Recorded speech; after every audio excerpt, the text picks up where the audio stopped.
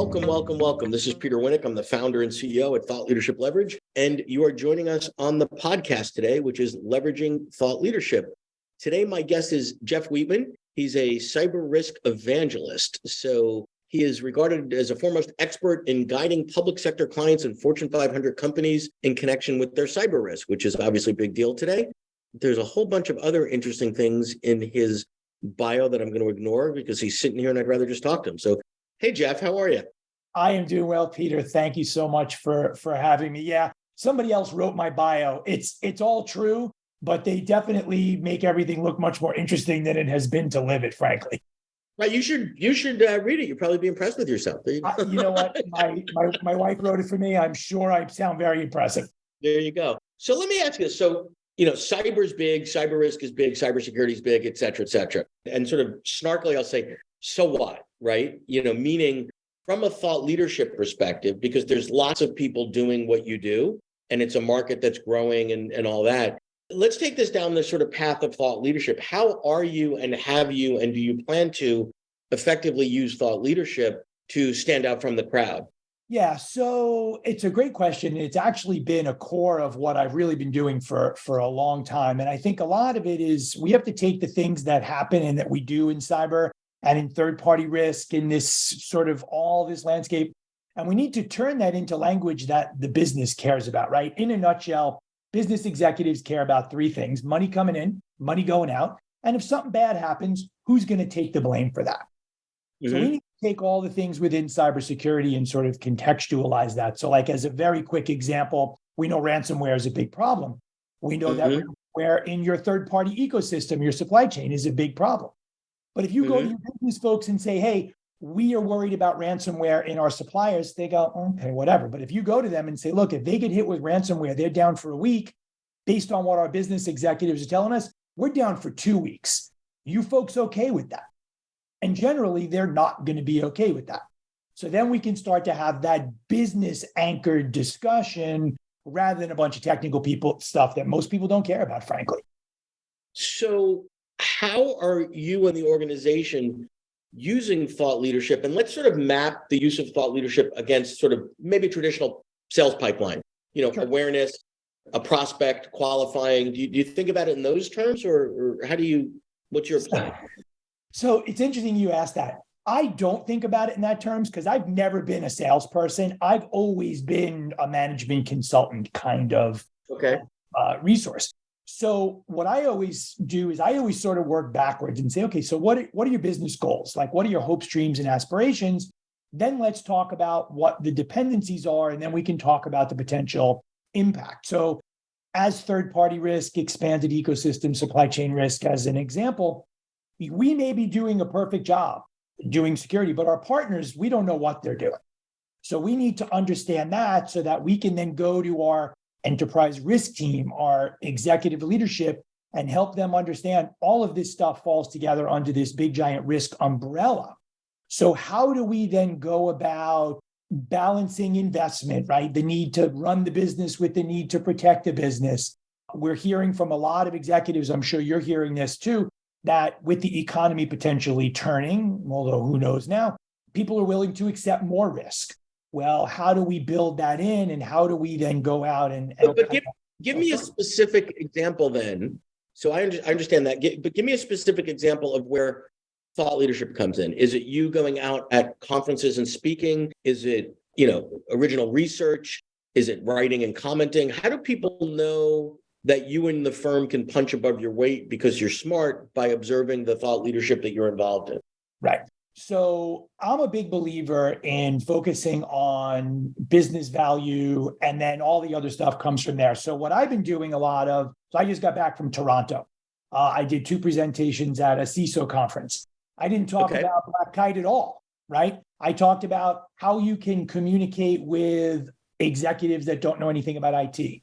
I talked about how you can understand where your risk is within your third-party ecosystem.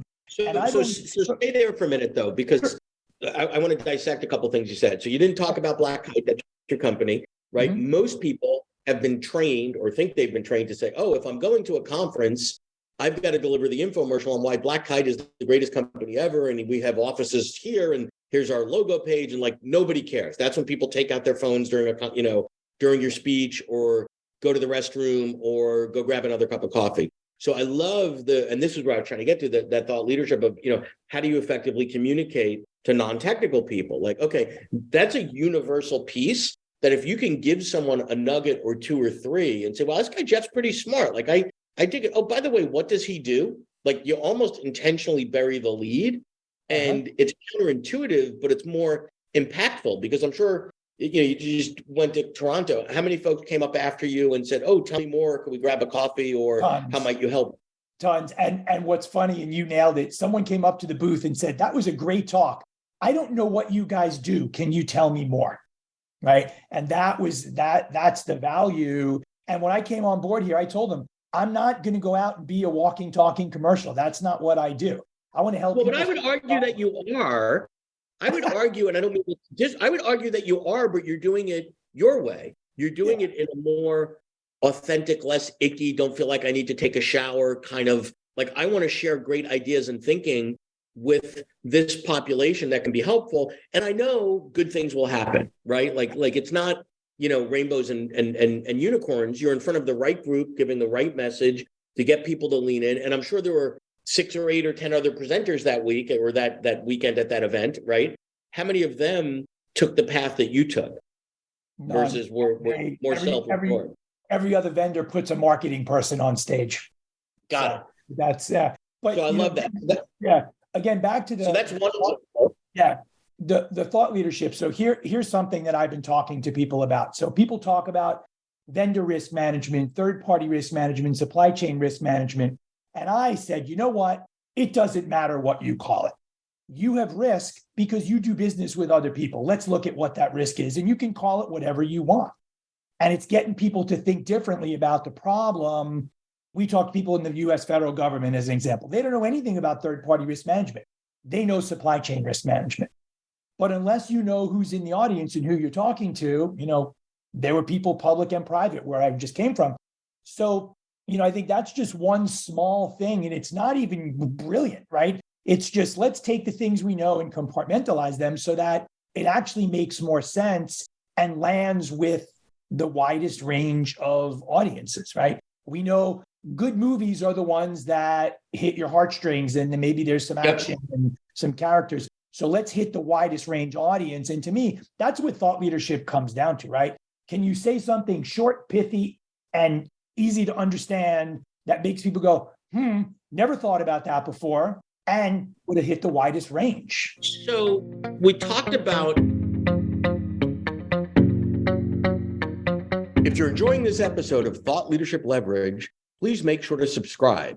If you'd like to help spread the word about our podcast, please leave a 5-star review at ratethispodcast.com/LTL and share it with your friends. We're available on Apple Podcasts and on all major listening apps, as well as at thoughtleadershipleverage.com/podcasts.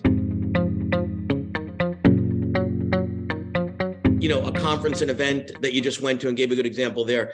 Give me examples, if you could, of other modalities, because that's one modality, right? There's lots of other places that those same ideas could live, whether it's video or blogs, or where else do you put your thought leadership out there to get in front of the people that matter to you? Social media obviously is one of those venues. LinkedIn is really sort of the de facto business one. And I try every day to put out one of my own ideas. And then I also try to comment and support other people's ideas. So, hey, somebody posted a cool link. Oh, you know what? That's interesting. Have you thought about this implication? So let's stay with that other piece, because I love that. Because most people think, wow, this is a lot of work. I got to come up with all these ideas. I've got to create all this stuff. I've got to write. I've got to this. I've got to that. And I think the reality is, if you think about this a little bit differently, if you say, wait a minute, I know who the client base is, or the potential client base is that I'm trying to reach, and I know who they are, and I know what they think and how they think, and I know who else they follow. You could elevate your brand by commenting, and people think, really? And it's like, actually, some of the more interesting conversations, particularly on LinkedIn, happen underneath the posting. Someone can put up a post, and as long as we're mindful and respectful, every now and then people get stupid it's not a place for that. But if you can be really thoughtful in your response, it could be, you're almost hijacking the audience and the value, right, of that engagement. And I think people underestimate, because it's far easier to go in there, read an article, takes you 2-3 minutes and go, I have an opinion on that. Right. You know what they say about opinions. Everybody's got one. But I have a good opinion that might be valuable to the community that I serve. No, but I agree. And I think sometimes your opinion can go counter to the original post. Sure. And I think it's okay to do that. To your point, though, you don't want to get snarky. And yes, unfortunately, I've seen a lot of that. People go, ooh, this is a dumb idea. Okay, you may be correct, but what's your idea that's better, right? You can't just say, well, and I think that's exactly right. I think that you don't need to just, hey, I think some of the dumbest comments are, that's awesome. I agree. Wonderful. Like, okay, that doesn't show any thought or insight. So whether you agree or not isn't really the point. If you disagree, do it respectfully and say, actually, I hear what you're saying, so-and-so, whoever wrote this. I have a little bit of a different take, and here's why. So I think X is a better way to handle that because I've seen it A, B, C, and D. That's a fine way to have, a civil discourse. Remember those? Remember when a civil discourse was sort of yes. I vaguely have some recollection that those used to exist. So I love the commenting, and I love that you also have a target for frequency. I want to put out one new idea a day. Yeah, that's my target. To be honest, I don't always hit it. That's okay. But we try to get out there. And, I know through my career, I've met so many people, and so many of them have great ideas. And I'm trying to get those ideas shared too. So not even just commenting, but hey, my friend so-and-so just posted this really cool thing. They're not connected to a lot of people I am. So instead of everybody hits the like button, and that's great, but that's really kind of lazy. Yeah. I'll pass that across and go, hey, my friend just put this up. I think it's really cool. Let's talk about it. Yep. And I think that's valuable as well. So let me go in a little bit of a different direction. So you're posting a lot. You know who your audience is, so you know what they care about. You're not posting about, oh, I just had a great, veal parm at a wonderful Italian restaurant last night. Nobody cares. Maybe your friends care, right? How are you evaluating the post that you've created to give you insight on what you should do more of and less of? Because I always look at every time, I think you have to have a mindset, this is my opinion, that every time you put something out from a thought leadership perspective, other than a book, that's a heavy lift. It's just an experiment, right? It's just, some of you, if you're putting out that quantity of ideas, some of them are going to be crap, and that's okay. But what's your system and processes to learn from what resonated or resonates from the things you put out in the world? So it started off very ad hoc, to be honest, but so I've been in my role now for 10 months. So over that time, I'm starting to figure out sort of what works. I think some of it's a total wild card, though. I've posted stuff that I think is nothing, and a bunch of people engage. And then I post up and go, man, this is the smartest thing I've said all year, and you get nothing. But I look to see whether other people are commenting. Sure. Are there any ats there? And then on the back end, I can actually find out from our marketing people who's clicking through to the website, looking me up. But truthfully, Peter, the best way that I see that it's working is I get people looking at my profile, I get people following me, and I get people offering to connect.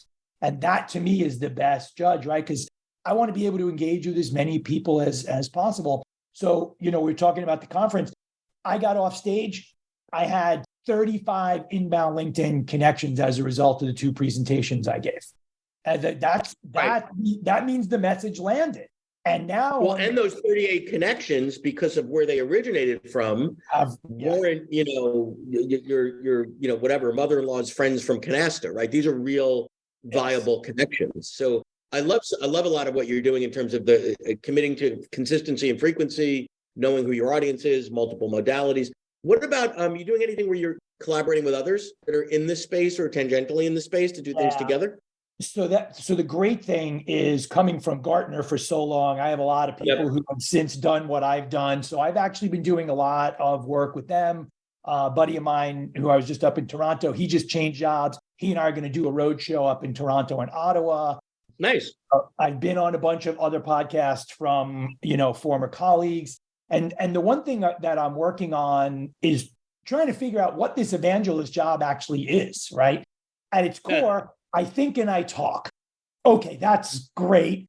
But there are a lot of people doing this kind of role. They don't necessarily have that title. So I've actually been reaching out to those people, and I'm going to be starting to build a community to say kind of, what works and what doesn't. We do a ton of internal collaboration as well at Black Bear. I write blogs with our chief security officer. I'm actually building a presentation on AI and security with our head of research. So that's part of what I'm doing. I love it. Yeah, but some of the other things too. So a blog is a great example. When I first started, I was dictating my thoughts to one of our writers. Okay. You know what? She's a great writer. She's not me.